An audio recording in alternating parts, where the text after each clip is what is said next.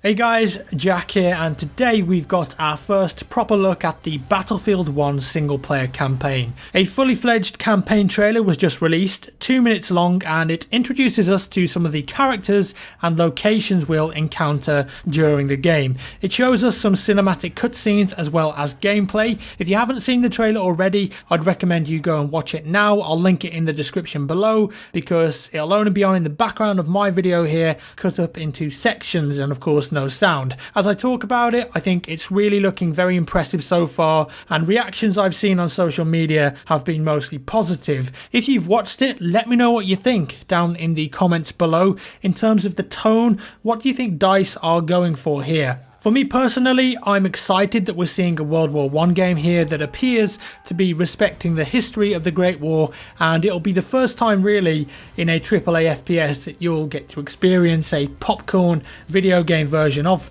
the Great War like this. There are some brutal takedowns in there, sacrifices, Lawrence of Arabia maybe, and a reflective moment at the end whilst a German and British soldier stare each other down, rifles pointed at each other, surrounded by piles of bodies. And also Preston from Fallout 4. We found out that the single player campaign will be titled War Stories, focusing on different protagonists with unique backgrounds and skills. And while our characters are at war, the stories in Battlefield 1 are personal. They're about people rather than history or battles. DICE are hopefully going for a heavily character-driven experience here, because most of their campaigns in the past, especially BF3 and BF4, had really throwaway characters in my opinion, fighting fictional wars that you didn't really care about that much. Maybe with this being based off World War I, that will change in BF1 and offer a compelling and exciting personal experience.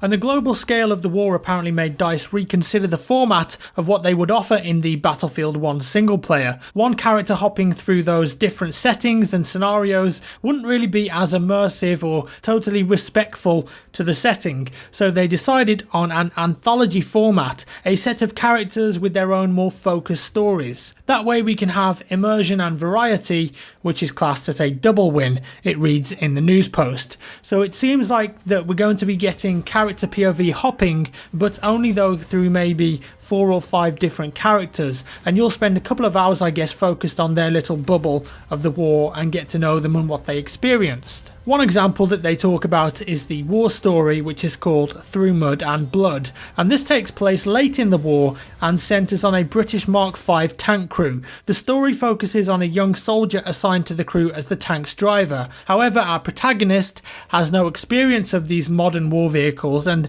needs to quickly learn and learn fast. Our hero is also struggling with earning the trust of his fellow crew members, so there's a social dynamic there in the story too. And this sounds a bit like the movie Fury to me if you've seen it, making the whole thing somewhat personal. Danny Edwards, I'm guessing that's the guy you play as, is our driver character. He's not an ace sniper, he's not a crack pilot, he's not a demo expert, he's in fact a former chauffeur, a volunteer new to the war. He can drive and he can fix things, and that's where we start in this mission by the looks of it, a rookie thrown into the chaos. So in previous Battlefield games we've experienced the story through the eyes of one main character, and it was very rare that the camera really cuts anywhere, but in BF1 DICE decided that they wanted stronger characters instead of just telling the players, you are this character. One way to do this was to invoke classic cinematics that lets you see your character more than in first person theatre. DICE wanted the player to see and feel what the characters are going through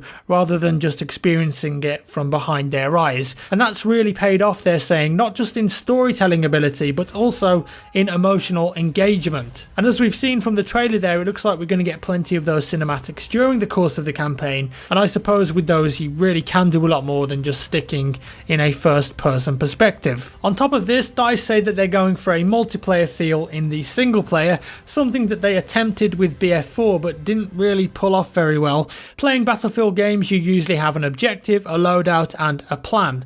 This plan often comes apart as you're realising it, and then you've got to improvise to make do based on the enemies and vehicles that you might be facing off against. As such, it seems that many of the levels in the BF1 campaign will embrace a systemic gameplay style, flowing more naturally maybe, giving the players more choice and openness and the freedom that makes the Battlefield the high agency game that we know it is. And they provide a specific example of this systemic gameplay too. This isn't really a spoiler in my eyes, so don't worry about it. But during the Through Mud and Blood mission that we just talked about there's a section in it called the Fog of War. And here you'll suddenly find yourself in a misty forest.